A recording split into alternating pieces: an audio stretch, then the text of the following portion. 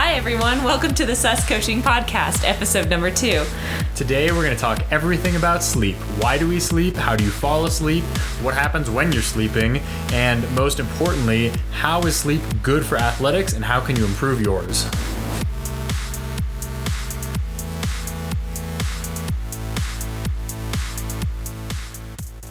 So I didn't get the memo that we're supposed to be wearing workout shorts for every vlog that we do. So I'm in my hang around the house clothes, and you seem to be wearing another workout shirt in the many that we have. Well, I was in a stained t-shirt, so I figured I should probably change into something, and this just was the first thing on top. Yeah, you spill on yourself quite often, so Yeah. that's good. All right, so we've had a busy week. You had a great workout today. I had an okay workout, but yeah, I got a 15-minute threshold workout in. It was fun. And your pace during that 15-minute threshold interval was? It was only a 6-minute mile, but we're up here at 8,500 feet, so I subtract about 25, 26 seconds depending on what you look at. So yeah, I subtract like 4 minutes. I don't like to think that my times have gone down that much. But yep, a busy week. Had a couple things going on. Built some things today. Building a bench for our sunroom, which is awesome. And in other news, got the COVID vaccine this week, which is really exciting and hopefully will benefit my future health. It's really great to, live in a country that gives us that immediate, maybe not too immediate, but those health options right off the bat, and just lucky to have gotten the first dose and within a month be getting the second dose for optimal immunization. I'll get mine eventually. Yeah, You're more special than I am. Apparently. So what do you have going on this week? Well, not much. Did workouts and made some food. That's about it. Yeah. Did a little work, but that's been relatively calm. Yeah. Well, in other news, we got our first podcast and our vlog up online, and I'll let you talk a bit about the stats we saw come in once we launched today, which is Wednesday. We've been putting it on Instagram and want to thank anyone who's been sharing for us and spreading the news for us, because that's the only way that we're going to get any sort of following and be able to share all this information with the widest possible audience is our followers. So anyone who shared or talked about this for us, thank you so much. But what about our website? What kind of the website's had some really good interaction, so really appreciate everyone for reaching out, and we're working to get the podcast spread out to more sites. We just got the exciting news today that we're now officially on Apple Podcasts, on iTunes. Yay. And working to get that up on Audible and Pandora. Spotify will take a little bit longer just based on their process, Google Podcasts, but we're working to get this out to wherever you listen to podcasts. And of course, we have it up on our website and then the vlog on YouTube. Super exciting. And we've got new microphones that we hope will give us a little better of a sound quality for this next podcast. So we'll test it out for the next few, but excited to have a little bit better technology to bring us into the podcast age. Yes, and you don't have to look at me or Nicole waving the microphone back and forth between each other. Yeah.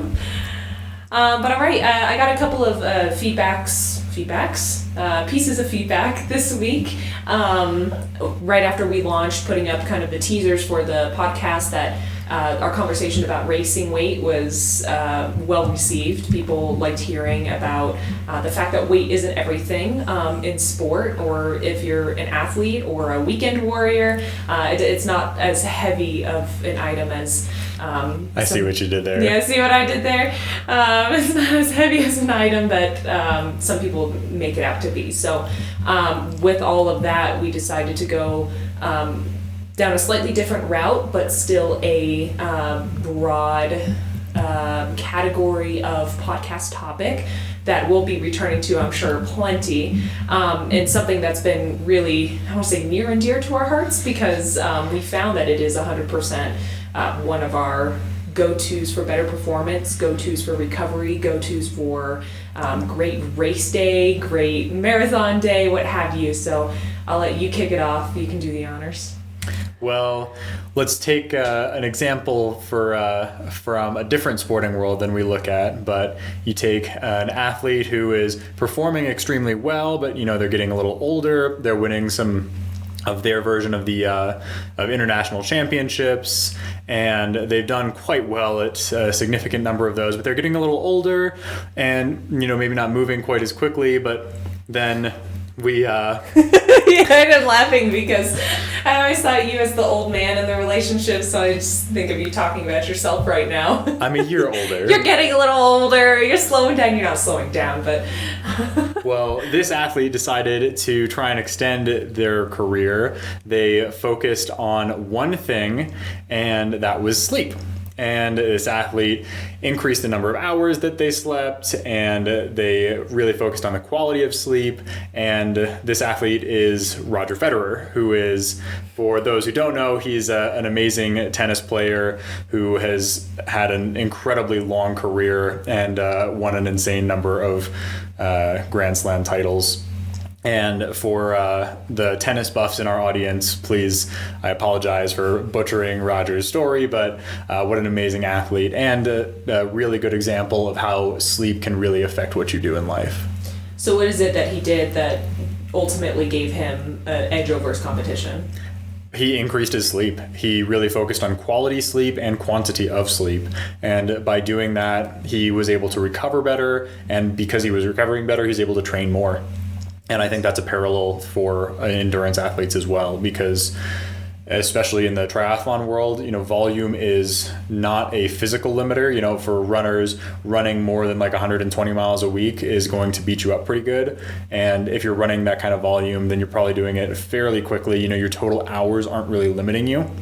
You're capped out by the duration or by the distance, but for triathletes, that is not the same. You can work out a really large number of hours because cycling and swimming are no impact.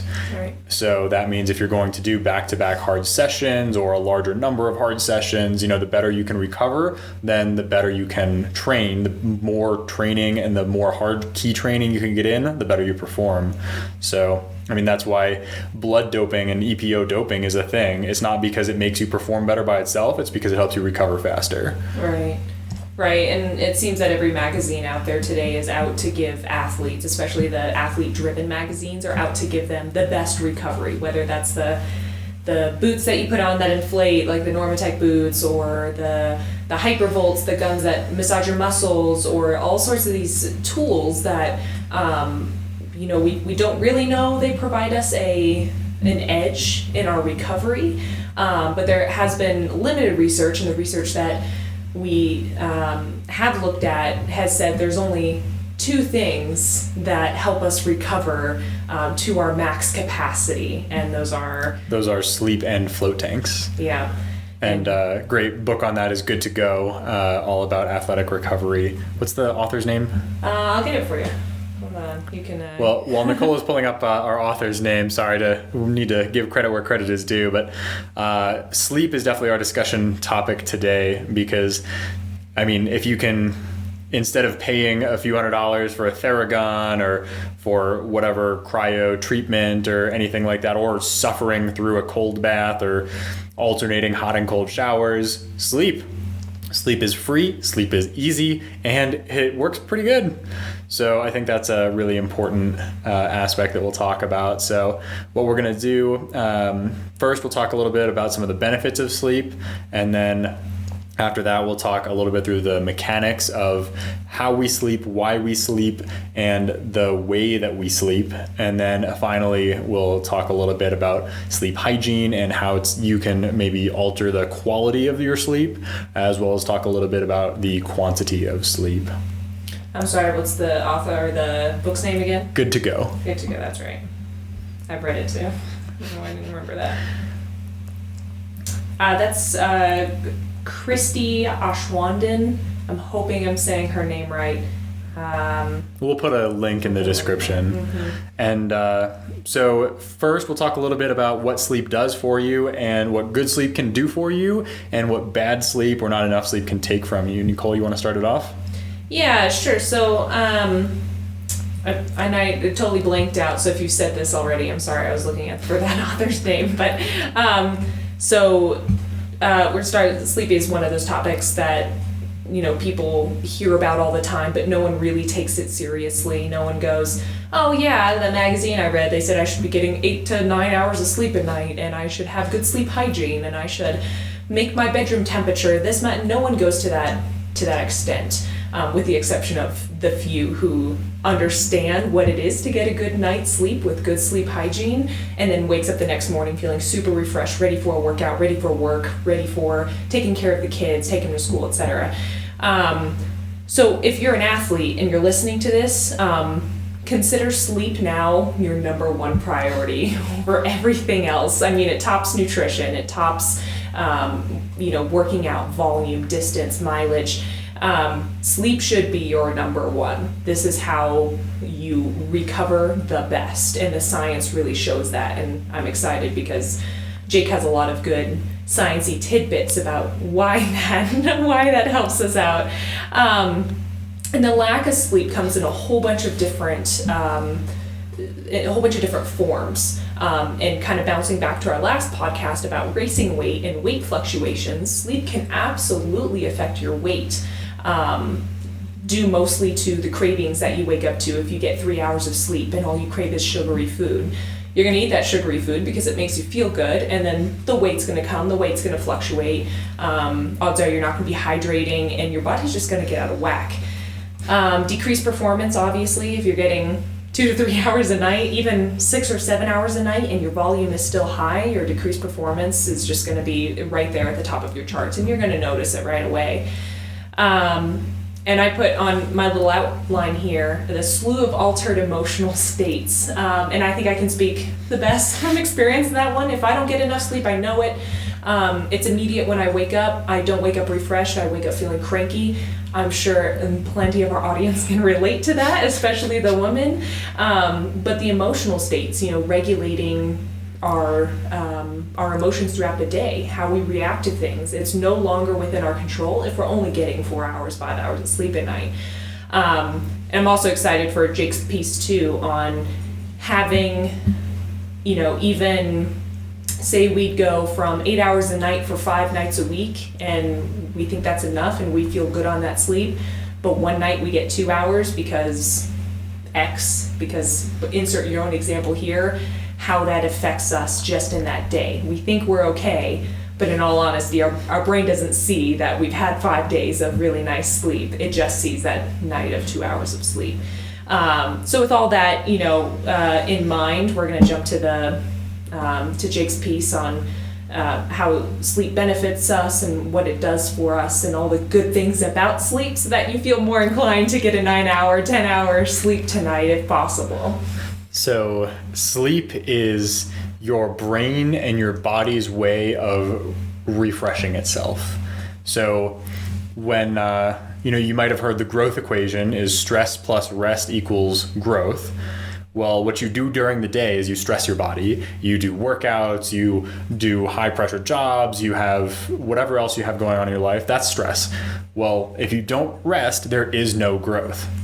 So think about Nicole and I both have full-time jobs. That's been a little bit altered with telework during the pandemic, but when we're working 8, 9, 10, Nicole sometimes 18 to 24 hours a day. Yeah. So if you put yourself in that kind of a situation, you've got two options. The day went long, you got home late, you grab dinner, and by the time you get to bed, it's 10 o'clock and you've got that 8 a.m. meeting. So you have two options. You can either wake up, go to the meeting and get maybe 7.5 hours of sleep, or you can wake up at 4 a.m., been there, done that, and you can get that workout in beforehand. Well, what that means, you're only getting like 6 hours of sleep, a little less, and you can probably do that for a few days. You can probably do it for quite a few days, but unfortunately, you're not giving your body the rest that it needs to recover from those sessions,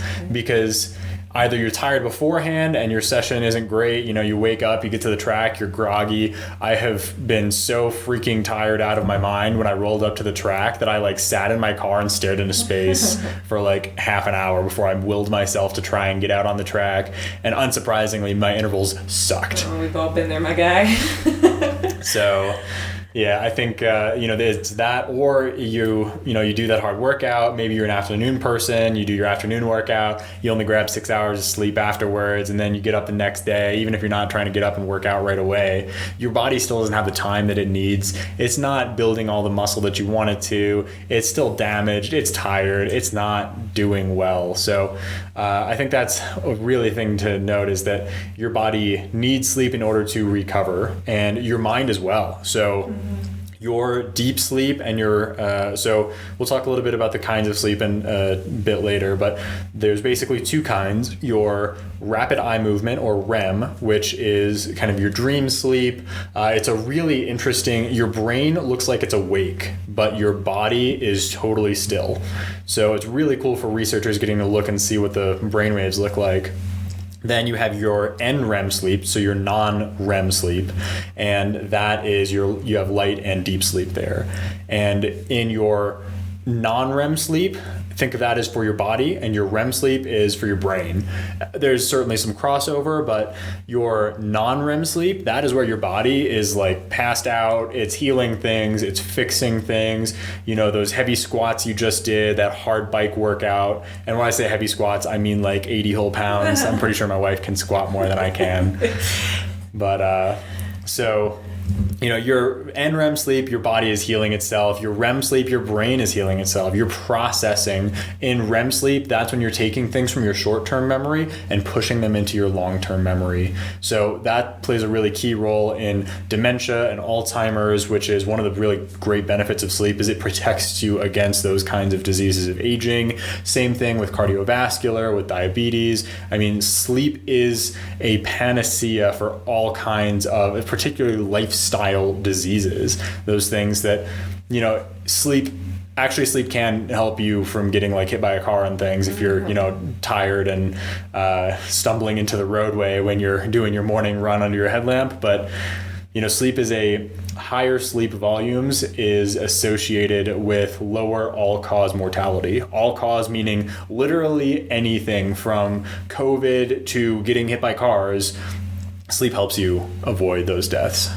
So is there a portion of this NREM and REM sleep that's divided throughout the night? Am I supposed to be getting one more than the other, or is it divided equally down? Does my body know how to divide it, or how does that work? Your body is a genius. Your body knows exactly what you need and will prioritize that. So let's get a little bit into the sleep mechanics here, and we'll talk about how we sleep and why we sleep. So first, before I'll get to your question on I'm jumping ahead. You are. So sorry. We'll talk in a moment just about how your body balances between non-REM and REM. And then after that, we will before that, we will dive into why do you sleep in the first place? So on our outline, we have written here sleep pressure, which is not something that I'm very familiar with, and I'm sure not a lot of people have heard before. So would you mind explaining what exactly that is? Yeah, so there's two main reasons why we sleep. So first is your sleep pressure, and second is your circadian rhythm. So we'll talk a little bit about sleep pressure first. So you wake up, you're feeling amazing, and you're really feeling it, you have a great day, you got lots of energy. There's a few reasons for that. First thing is, in the morning, your resting cortisol is very high. So if you look at cortisol curves throughout the day, cortisol is a little bit higher in the mornings. That's because of your circadian rhythm. So your circadian rhythm increases cortisol production, and you're awake, you're feeling great. Cortisol is your stress hormone, so there's a lot that goes on with cortisol throughout the day, but at baseline, your cortisol is highest in the morning. So hold on, cortisol though is supposed to be super bad, right? No. If you didn't have cortisol, you would die. Oh, okay. So, that's extreme. cortisol is an extremely important hormone for regulating quite a few of your body's processes. So I know there's a lot of, hype in the media. You might see some of those clickbait like cortisol is the reason you're all going to die, or like reduce your cortisol and add 5 years to your life. And I think there is certainly something to be said for chronic stress and the way that your body reacts. If you're dealing with chronic, long-term, high-pressure situations, then that can certainly have negative effects on you. And we'll get into those maybe in later episodes. But for now, let's focus on cortisol and its effect throughout your day. So your cortisol is going to peak in the morning, and then it is going to dip a little bit. It'll rise again midday, and then it'll hit its lowest point right before you go to bed. So that's your circadian rhythm. That's basically your body's internal clock, and that says, hey, this is what I'm doing. Then throughout the night, so it dips lowest right before bed, and then it slowly rises throughout the night. And then what that means is your cortisol increases up until the point where you wake up in the morning. So we'll hit that a little bit as we talk about being asleep and then waking up. But first, we'll talk about sleep. So let's say, it's nighttime and your cortisol is low. So, that's kind of helping relax you. But other things are pushing you into sleep, and that's your sleep pressure. And what happens is at the beginning of the day in the morning when you wake up, your adenosine is very low. And adenosine, you can think of it as your body's tired chemical. So what happens is it's very low in the morning and it gradually builds up throughout the day. It is just increasing gradually throughout the day, and it peaks right before you go to bed. And the reason why is that is your body's chemical that says, I am tired. Mm-hmm. And for anyone who's ever pulled an all-nighter, you can see an interesting thing with how your circadian rhythm and adenosine work. So if you pull an all-nighter, and let's say there's no caffeine, we'll come to that in a moment, but if you pull an all-nighter, then your adenosine continues to climb. You're not reducing that adenosine through sleep, because that is one of sleep's key roles, is to reduce that adenosine. So adenosine is rising, and your all-nighter is probably going to suck right around nightfall. I mean, there's quite a few reasons. It's getting dark, but your sleep pressure is increasing while your circadian rhythm says, I'm really tired. As you continue to pull that all-nighter, you're cramming for your exam, you're writing your essay, doing whatever you procrastinated, then when the sun starts to come up, it's gonna feel better. Some of it is because, okay, the sun is up and normal human beings are starting to get up again, but the other reason is your circadian rhythm is telling you, hey, it's time to wake up. Your cortisol is increasing, so it makes the tired suck a little bit less. But just because it might be 8 a.m., you've slammed another 4 espressos or an energy drink, you're trying to keep that sleep pressure at bay, it does not mean you are ready to go and it's gonna be a great day. So we can talk a bit about that a little bit later, but that adenosine is your body's I want to go to sleep. It is your body's tired signal. Increase adenosine, increase tired. Then let's talk about initiation. Sorry, do you have a point? And I was thinking I probably don't have any of this adenosine stuff. I never seem to feel sleepy, so. I think you are a night owl, so while we're talking circadian rhythm, Nicole is a night owl and I am a morning lark. We have some disagreements because of this. Whoop, whoop. If Nicole had it her way, midnight, 1 o'clock, she'd start winding down and get ready to go to bed, and then she'd sleep in until 9 or 10. I'm the opposite. So my circadian rhythm, I'm a morning lark. 7 o'clock, all right. Time to start going to bed. Time to start winding down. You're like a 75-year-old man. Just because I want to go to bed early, the only reason I go to bed early is because I want to wake up at 4 a.m. My eyes are like awake. I'm ready to go, and it's time to go crush the day. Nothing makes me happier than, it's really cold out right now, so not so much now, but in the summers when it's like 4 a.m., I got my headlamp on, I'm like crushing workouts first thing in the morning before work. That's my time. You're crazy. If you look at our Stravas, Nicole's like most active time in 2020's Strava year in review, Nicole's is like 11 o'clock in the afternoon. That's the morning. 11 a.m. is the morning. But it was noon, thank you very much. So hers is like noon. 11 o'clock's afternoon to me because my most active time was 4 to 5 a.m. So bad. Crazy. Yeah, no, owls are better. I like me morning larks. But anyway, so you certainly have difference in genetic circadian rhythms. And that, you can train it a little bit. That's what happens when you have jet lag. Your body was not designed for commercial air travel. So when you fly 18 time zones away and you're in Australia or Taiwan, your body is not used to that. So it has to shift its circadian rhythm. And you can do that a little bit with your genetic predisposition, but not a ton.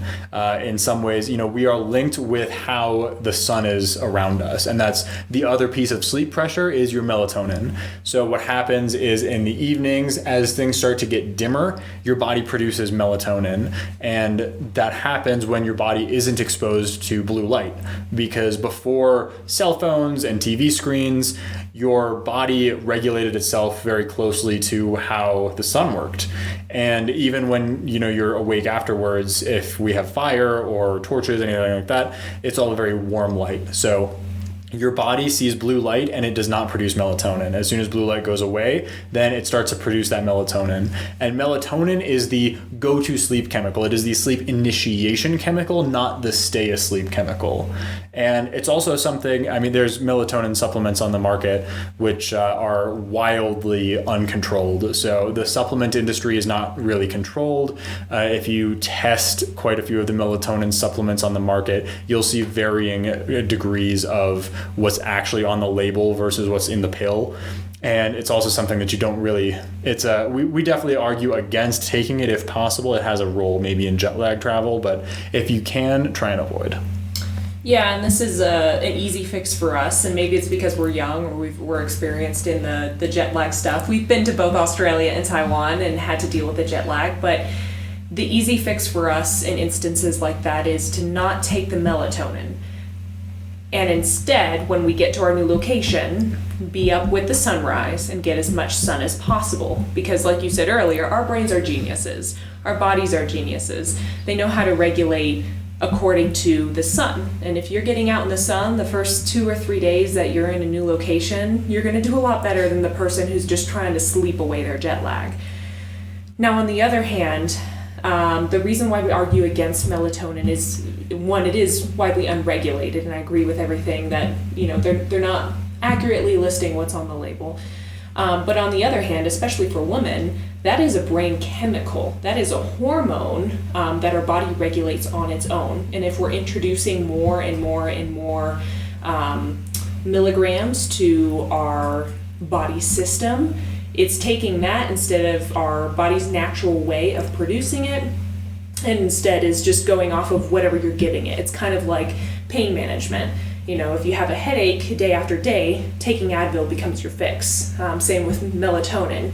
If you're constantly treating your body with melatonin to get to sleep, how are you possibly going to, produce it yourself eventually and get into a rhythm of not taking something at all to get to bed? So it's a hormone that is a little bit scary on the market right now, that I think for both of us who kind of borderline that purist mentality of trying not to take anything extreme is a little bit overboard for those of you trying to get to sleep, which we can talk about near the end here. Yeah, and also for the record, while Nicole talks about going out in the sun, I'm pretty sure she's part lizard because she really just likes to go and bask in the sun. We were born in Arizona, so we're basically born lizards, so...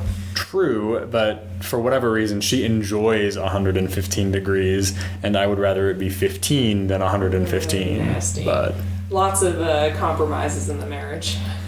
Yes. So anyway, that's why you might have seen Nicole and I both have blue light blockers on our phones and our screens. So it's the modern world, and we also live in Colorado, so it's fairly far north. It gets dark at like 4:30 in the afternoon. Nicole does not enjoy that.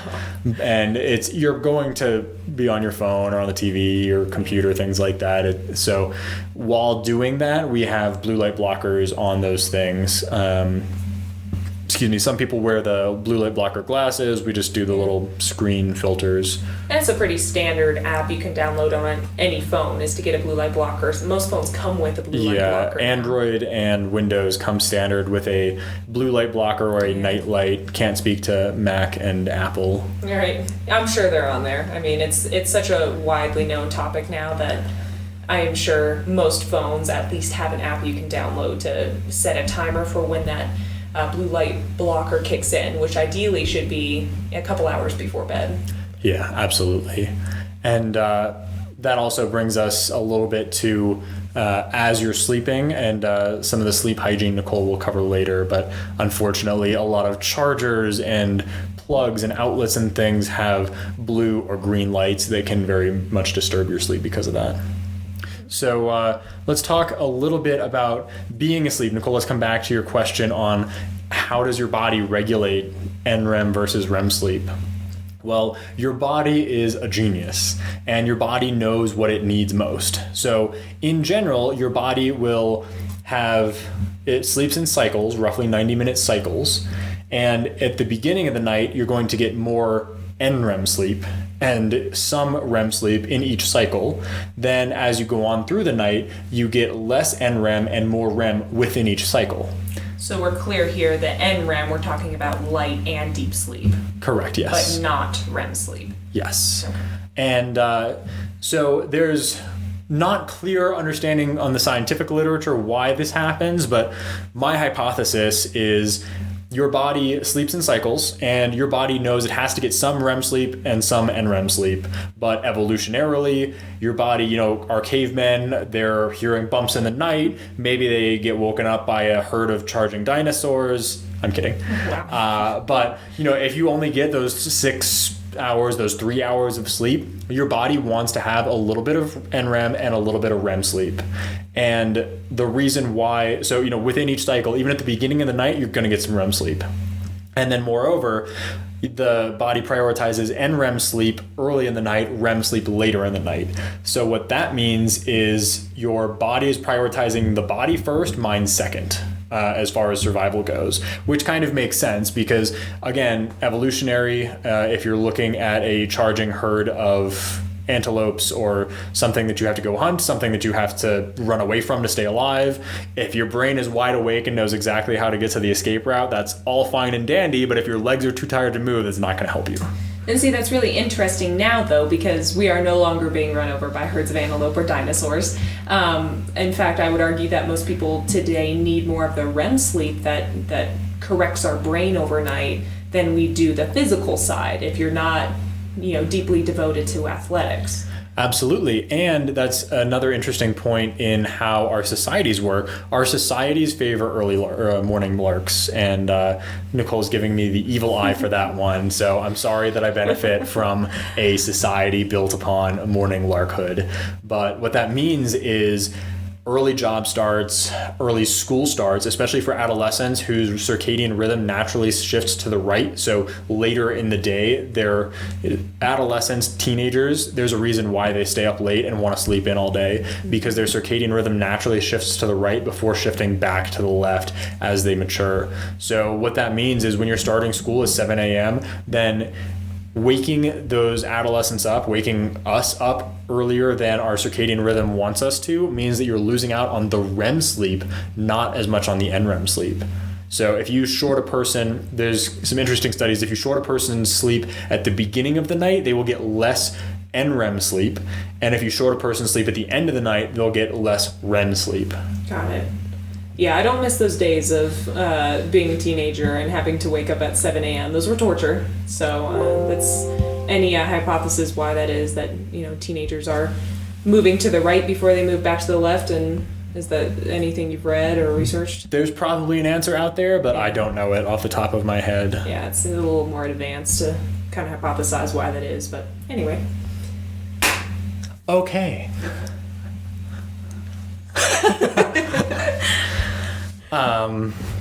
So, now we've talked a little bit about how you are asleep. Nicole, do you have anything to add before we start talking about how you wake up? Nope, I don't think so. I just, from personal experience, and we probably don't need to provide too much experience on our ends because everybody does sleep. Everybody knows what sleep is and what a not good night of sleep is. But one thing that came to mind when you're talking about these 90-minute cycles and these going through these different stages is the rings that we wear. So Jake and I both wear Oura rings, O-U-R-A. And what those do is they track everything from heart rate variability to how we sleep. I think it's focused mostly on the sleep portion. body temperature, respiration rate, and that gives us a whole bunch of feedback on our current state of recovery and current state of physical well-being as we wake up in the mornings.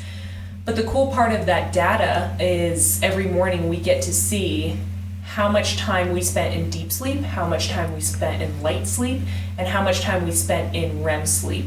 And a lot of that is, it cues us into how hard did we work the day before, because man, I was asleep, deep sleep and light sleep all night. I got like 10 minutes of REM sleep.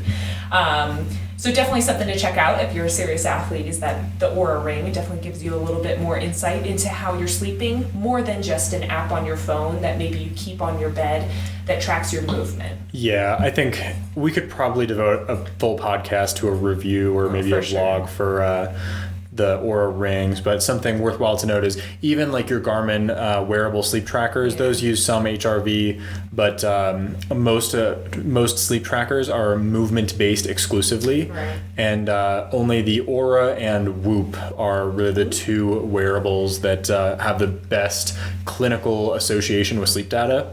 And it's because they use HRV. So there are very distinct profiles for how your HRV changes during different stages of sleep. And HRV is your heart rate variability, the time in between your heartbeats. It's not constant, and definitely something we'll dive into in the future and how we use that for recovery. For sure. But yeah, you're absolutely right. For anecdotal evidence, my Oura always yells at me because I barely ever get REM sleep, or I'll get 10 minutes or 20 minutes. And we were looking at Nicole's data. She gets significantly more than I do. My body is just freaking exhausted every day apparently, and my mind is like, ooh-dee-doo. That's because my brain gets worn out from walking from the bed to the kitchen, so it needs a little bit more rest. And then really interesting is we got my dad an Oura for Christmas, and he was complaining that he was not sleeping well, and he was constantly feeling awake and not feeling super well rested in the morning. Well, we got him an Oura, and the really interesting thing is he gets a ton of REM sleep. He doesn't get as much light or deep sleep as Nicole or I do, and I think his total quantity is maybe a little lower than ours, which is natural in aging. I'll come back to that in a second, but yeah, his REM sleep is super high, and that could explain why he remembers being awake in the middle of the night.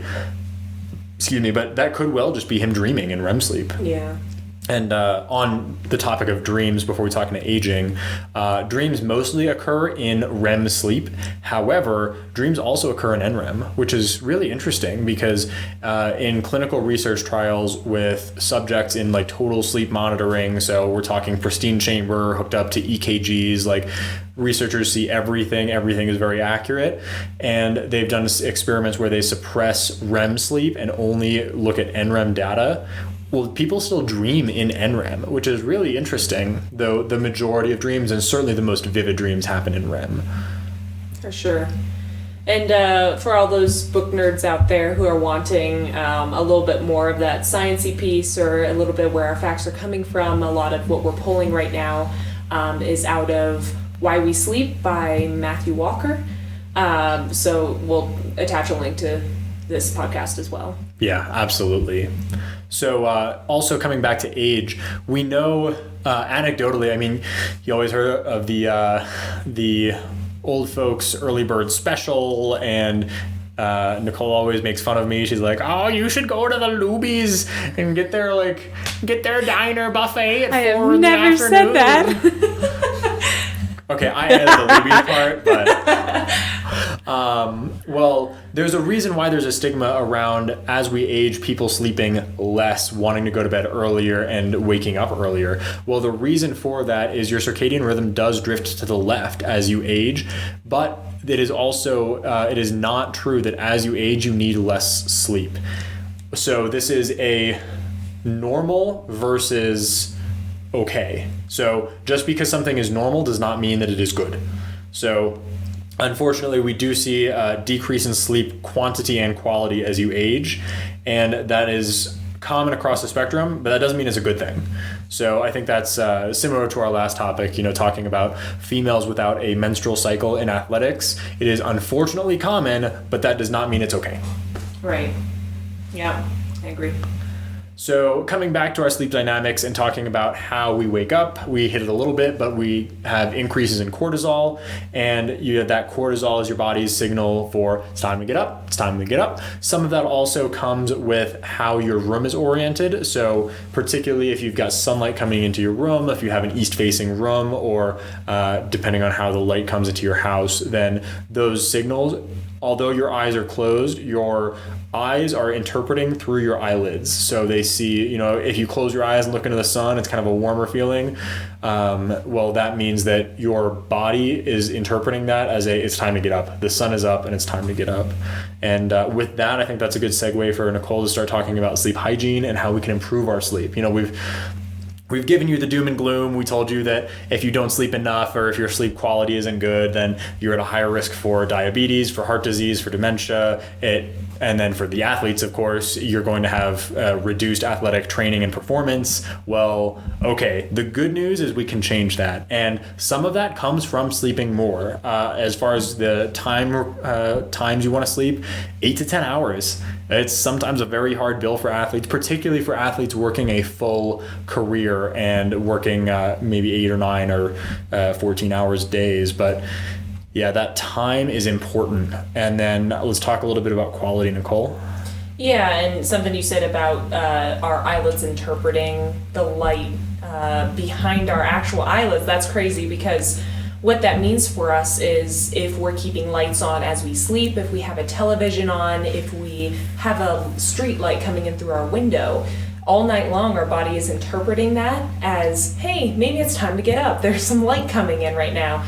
And that's super unfortunate, and that's why if we look back a long time ago, of course our ancestors didn't have street lights, or, they lived out in the middle of nowhere. It was completely dark. You didn't have any of that ambient lighting from anywhere. But now our society is so driven to be up at all hours that we have lights on all the time. The power of electricity is just one of those things that we have it, so it's on, or we keep a TV on, or we keep something on that's distracting our brain from getting the good night of sleep that it needs.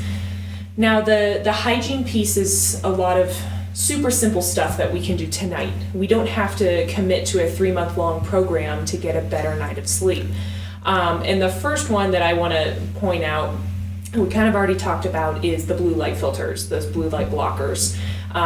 It's an app on your phone, it's a setting on your phone. Heck, it's even maybe turning off your phone an hour or two before you go off to bed, and committing to something that doesn't involve electronic light. So the way Jake and I kind of interpret this is no phones, no TV, no laptops, no iPads, and if you want to read, stick to a physical book instead of maybe a Kindle, some of them, some of them have those blue lights coming out of them that your body isn't creating melatonin in conjunction with anymore. Yeah, and Nicole, maybe you want to share something we've been doing recently before bed as a way to improve sleep quality, and as something, what am I going to do without my phone? Are we talking about meditating? Yeah, we are talking about meditating. Yeah, we've tried a lot of different things for kind of calming our brains before we get to sleep, and the most recent one, and probably the most effective one for us, is setting aside at least half an hour to go meditate. We set up a space in our home to go be quiet before bedtime. We get in our PJs, we go upstairs, we have cushions and pillows and just kind of a place to sprawl out, to kind of check our where we're at the end of the day. I use an app called Calm. It gives you a free 7-day trial, and then after that, of course, you have to pay for it, but it's been proved really useful in just coming down from the day. There's lots of different options for quote-unquote bedtime stories that kind of calm you down, take you to a different place in your mind. They have tutorials on how to meditate if you're not experienced in that area. Or even, Jake doesn't use the Calm app as much as I do, but what he does is he just sits there in the quietness. I'm not really sure what you think about or what you do, so I can't speak to how you meditate. But it's been a really great option for just shutting out what's happened in the hours preceding that moment. Yeah. And I just do breath work. So I'm focusing on my breath. If your brain doesn't have something to focus on, then it tends to wander. Even if you are focusing on your breath, then it's, especially for people just starting to meditate, it's going to wander. My brain still wanders all the time, but as you see your brain wander, then you bring it back, refocus on your breath, and then try and use that as something to keep your brain still. I mean, you think 60,000 thoughts a day is the number I've heard. So if you can reduce that, if you can take 10 minutes to think 12 thoughts, even if it's 100 thoughts that you just bring back to your breath, then that's still significantly less than most of the day. Yeah, and no, that's a good point. And your mind wandering during meditation is totally fine. It doesn't mean something's wrong with you or that you need to be a yoga master right away that's meditating for 5 hours every morning. It just means that you're a human being, and our brains tend to do that. So maybe something to try out if you're into something like that. Just kind of calming your brain down before you go to sleep so that your body can actively send those hormones and send those signals to your brain that it is in fact time to go to sleep. So back to the sleep hygiene. I know we've talked a little bit about lights in your room. Can you maybe share some of what we've done to black out our rooms? Yeah, so we've lived in a couple different locations so far, and in each place we've put up blackout curtains. So they're heavier curtains that completely black out whatever light is coming in through your window. And in our first location where we were living, we did have quite a few street lights. We lived in an apartment complex, so those lights surrounding the garages and kind of in the downstairs level seeped in through our window. So it was really crucial that we did get a good blackout in our room. On another topic of lights in our room, we tend to put our cell phones inside our bedside drawers so that any lights coming off of those, or if someone texts you in the middle of the night and your screen lights up, it's not affecting you in any way. And then my personal favorite, anywhere we move or anywhere we've been, the little fire alarm that sits on the wall or on the ceiling. It always flashes. That drives me completely bonkers. So I always ask Jake to cover at least the light up with a little bit of tape just to kind of limit everything coming in. And for the record, and for the fire marshal, we leave we leave everything. All the smoke sensors are open. I'm just taping over the little light. Yeah, because the light's super annoying.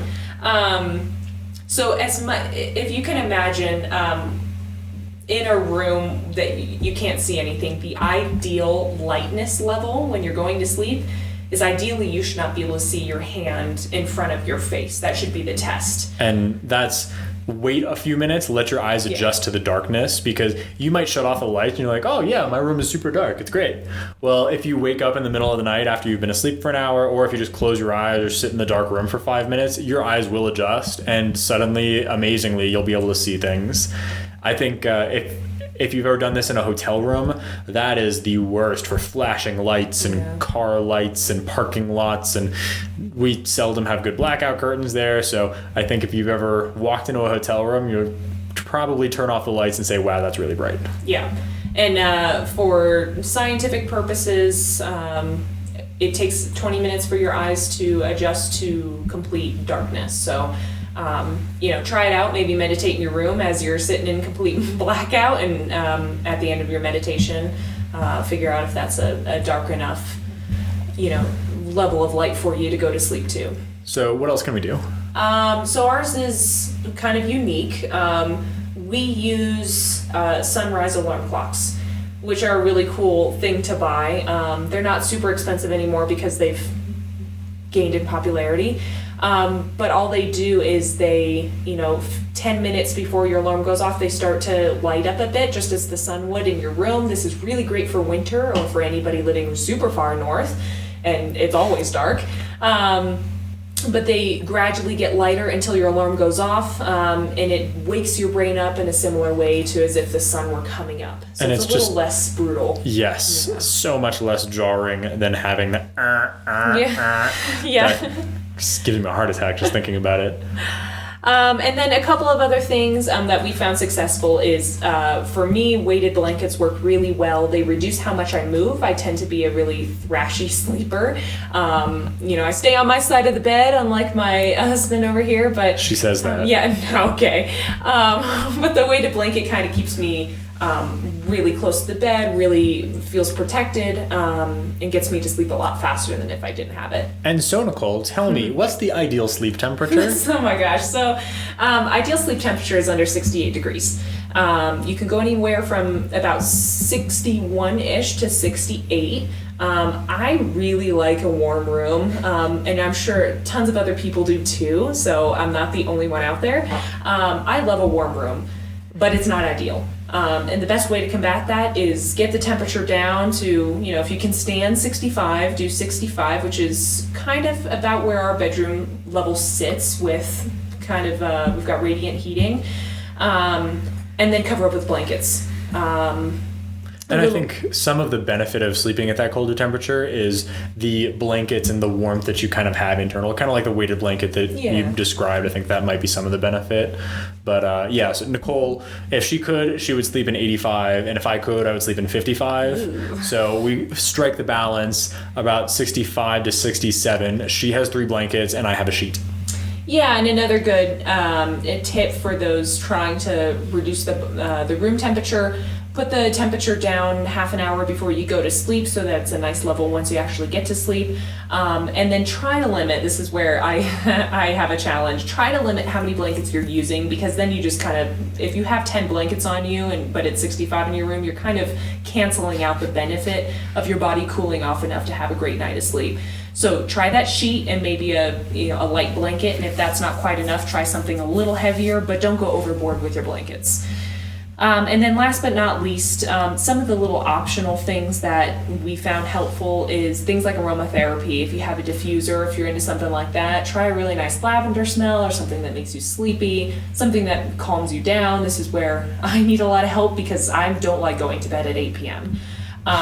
Or nighttime sounds. The Calm app actually has a lot of nighttime sounds as well. Crickets, forest sounds, rain, something to kind of help you drift off to sleep. So there's a lot of options here for good sleep hygiene, but I'd say absolutely the most important is that room temperature, and then the blocking out of all lights, including your blue lights before you go to sleep.